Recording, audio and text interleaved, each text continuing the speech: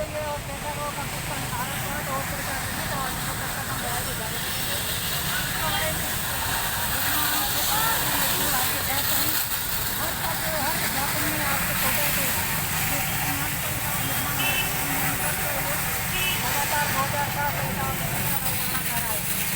हम आशा करते हैं कि जल्दी से जल्दी इस लड़ाई को हम जीते और हमारा जो भुगतान है वो हम सरकार को चुका करके और आरापात को हरा करके ले। इसके लिए हम निर्माण मजदूर यूनियन सीटू इटावा की तरफ से आपको विश्वास दिलाते हैं कि जब तक ये लड़ाई जारी रहेगी इटावा क्षेत्र का हर मजदूर आपके साथ इस लड़ाई में कंधे से कंधा मिलाकर खड़ा रहेगा। हमेशा इटावा से लेकर कोटा और राज्य तक हम आपकी इस लड़ाई में शामिल हैं। इंकलाब जिंदाबाद।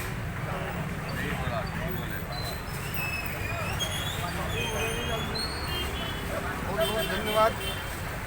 मैं अब अपने सत्ता के रूप में हमारे किसान सभा के जिला महामंत्री साथी हंसराज चौधरी उनको आमंत्रित करता हूँ। हमें अपनी बात रखेंगे साथी हंसराज चौधरी।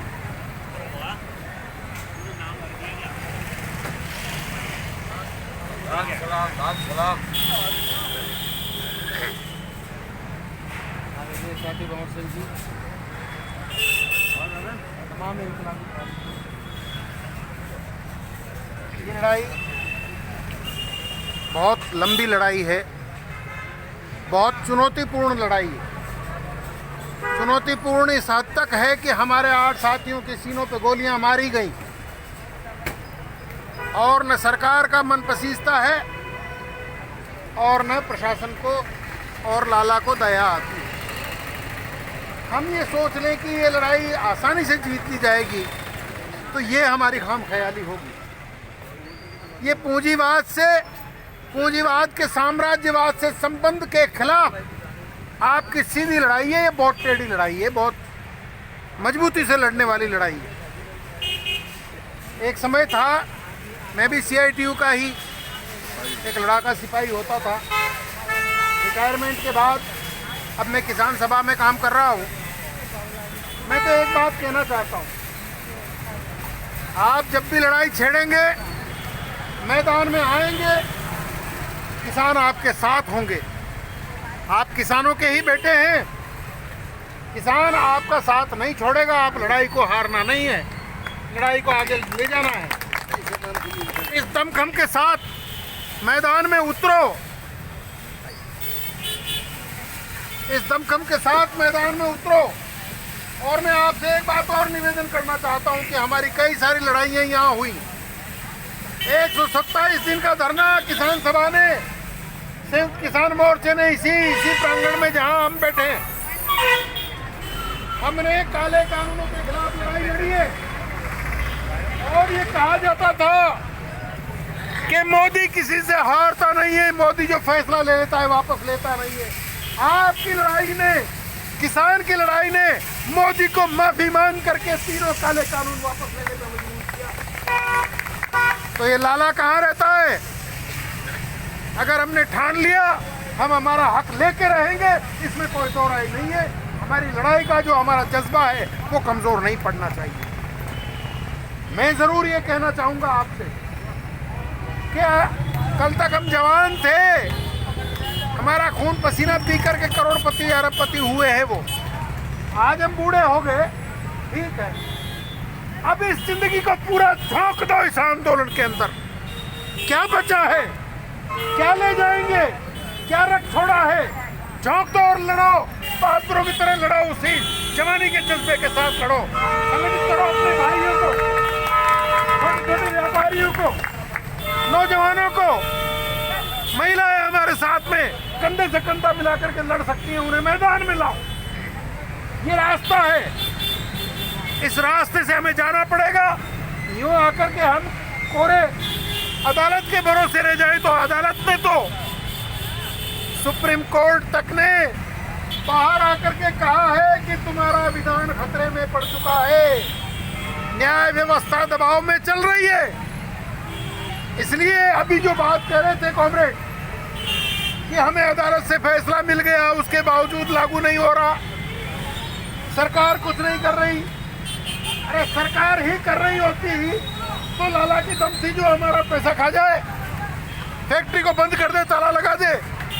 पूंजीवाद है, ये सरकार के सरपरस्त वो हैं, सरकार उनकी चाटू चाकर है, सरकार हमारी नुमाइंदा नहीं है, सरकार हमारी नुमाइंदा नहीं है। सरकार हमारी नुमाइंदा होती तो मजदूर वर्ग के हिफाजत के कानून थे, उन पर हमला नहीं होता, किसान पर हमला नहीं होता, मजदूर पर हमला नहीं होता, फौजियों के ऊपर हमला नहीं होता, नहीं आता कोई अग्निवीर बन करके। ये सरकार पूरी तौर से इस देश को साम्राज्यवाद के बड़े लालाओं के चरणों में समर्पित कर देना चाहती है। इसका पूरा जो एजेंडा है वो वही आरएसएस और मनुवाद का एजेंडा है कि 2-4 बड़े पूंजीपतियों के पास पूरे देश की संपत्ति हो और सारा देश जो है उनका गुलाम हो, उनके कोई अधिकार ना हो। इस रास्ते पर सरकार जा रही है, इसलिए किसी सरकार से आपको हमको आशा नहीं रखनी चाहिए। हमारी लड़ाई लाल झंडे की लड़ाई है, मजदूर वर्ग की एकता की लड़ाई है, छोटे व्यापारियों और आम जनता की एकता की लड़ाई है, नौजवानों की लड़ाई है। हमें हमारी ताकत को संगठित करने का प्रयास करना चाहिए, हौसला नहीं छोड़ना चाहिए। हम जीतते आए हैं, हमने जीत के दिखाया और हम जीतेंगे, हम जीतेंगे। कानूनी लड़ाई अभी लड़नी पड़ती है, लड़ी, और उसमें भी हमने कामयाबियां हासिल की है। लेकिन मैदानी लड़ाई लड़े बिना ये सरकार, ये प्रशासन, कोई भी हमारी बात को तरजीह देने वाला नहीं है। इसलिए जितना भी हमारा मजदूर निराश हो गया, चित्रा पड़ा है, सबसे संपर्क करो और इन मैदानी लड़ाइयों को तीखी करो, इनको लगातार करो, इनको गाए बगाए 30 त्योहारों की तरह नहीं होना चाहिए। इसमें एक निरंतरता होनी चाहिए आंदोलन के अंदर, तब प्रशासन को नजर आएगा कि ये मजदूर अब मानेगा नहीं। और इस सरकार को नंगी करो। जब सरकार के पाले में गेंद पड़ी हुई थी, सरकार ने नहीं किया, तो कहते हैं ना तोप निकालो, तलवार निकालो, जब तोप मुकाबिल हो अखबार निकालो। सरकार के किए कर्मों को हमें चुप नहीं रहना चाहिए, हमें बताना चाहिए जनता को जानकारी मिलना चाहिए। जब जनता खिलाफ हो जाएगी, इन पे वोट की चोट पड़ेगी, ये बिल आएंगे, ये मजदूर वर्ग के खिलाफ नहीं जा पाएंगे। मजदूर वर्ग की खामोशी का ये बहुत बड़ा लाभ उठाते हैं। इसलिए खामोश नहीं रहना, निराश नहीं रहना, चुपचाप नहीं बैठना, घर में चुप होकर के नहीं बैठना। और ये मत सोचो कि हमारी उम्र हो गई, आखिरी दम तक लड़ेंगे और नौजवानों की तरह लड़ेंगे। हमें पूरे पुरजोश तरीके से एकजुट होकर के आगे आना चाहिए। हमारे पास अनुभव है, उस अनुभव को हम नई पीढ़ी को सौंप करके जाना चाहते हैं। इसलिए नई पीढ़ी को संघर्षों में साथ लाओ और उन्हें दिखाओ कि दुश्मन कैसा होता है। दुश्मन ऐसा होता है, इटावा के किसान ने देख लिया, 102 किसानों की 1.5 करोड़ रुपए की सरसों जो खरीदी, उसको खा करके लाला भाग गया। आज दिन तक उनका मंडी में बेची हुई फसल का पैसा ये सरकार दिलाना नहीं चाहती, ये प्रशासन दिलाना नहीं चाहता है।